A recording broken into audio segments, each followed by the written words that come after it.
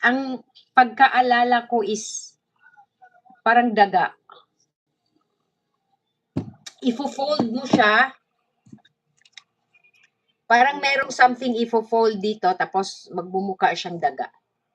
Kasi brown din ang pera kasi pag kaya bumubuka siyang daga.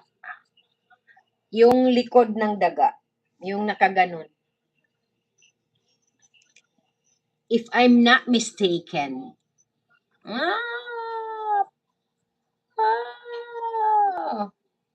Maraming sumagot. Yung pusa or mali ba ako? Daga sa rooftop. Daga daw sa rooftop.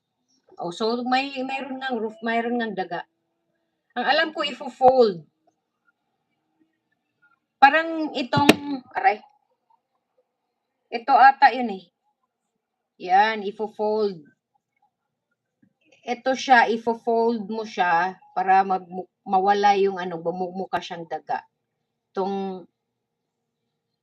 Ito. Yan. Okay, move on. Let's move on. Masaya sana ako ngayon kung may 20,000 lang ako. Kaya pala naging NBI director napakatapang deserve. Hindi ko kilala. Bilang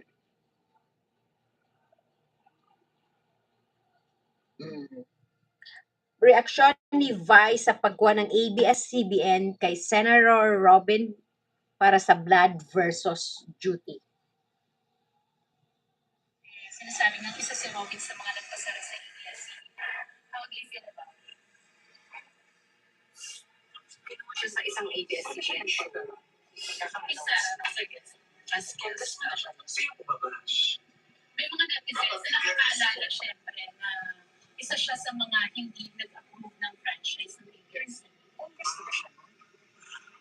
Hindi ko kasi, hindi ako familiar sa issue. Pero may nasa show siya ng ABS. Yung blood versus duty. That's kung ano man yung naging desisyon ng programa, may rason yun kung bakit nila ginawa. Hindi ko alam kung anong rason nila. Hindi rin naman natin alam. Sila lang kung nakakaalam. Kung may naramdaman din yung audience, may rason din kung bakit nila naramdaman. Diba, hindi ko rin masisisi yung mga tao. Sa mga talagang yung love mo sa ABS-CBN. So, anong row ka madalas malalagay noong elementary ka? Ako sa last row. Last row.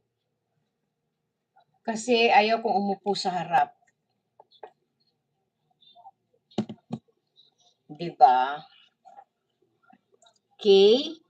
So,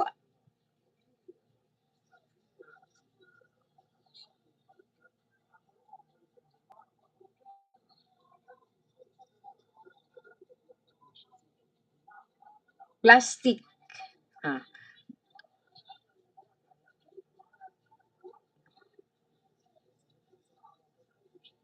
Huwag mong awayan. Makakatanggap ka ng mataas na electric bill ngayong buwan. Claim it. Huwag ka nang mahiya. Claim it muna. Baka maunahan ka pa.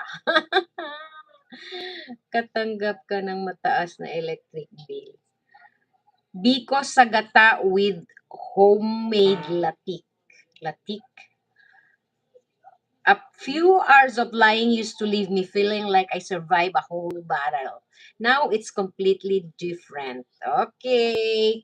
So, that's all for today's video, guys. Continue tayo bukas sa ating pag-Twitter na naman tayo para hindi kayo magsawa sa ating eating or mukbang, then from cooking, then to mukbang, then to reading. Okay, so that's all for today's video, guys. I'll see you again tomorrow for another live session with me series. Okay, thank you for watching. Bye.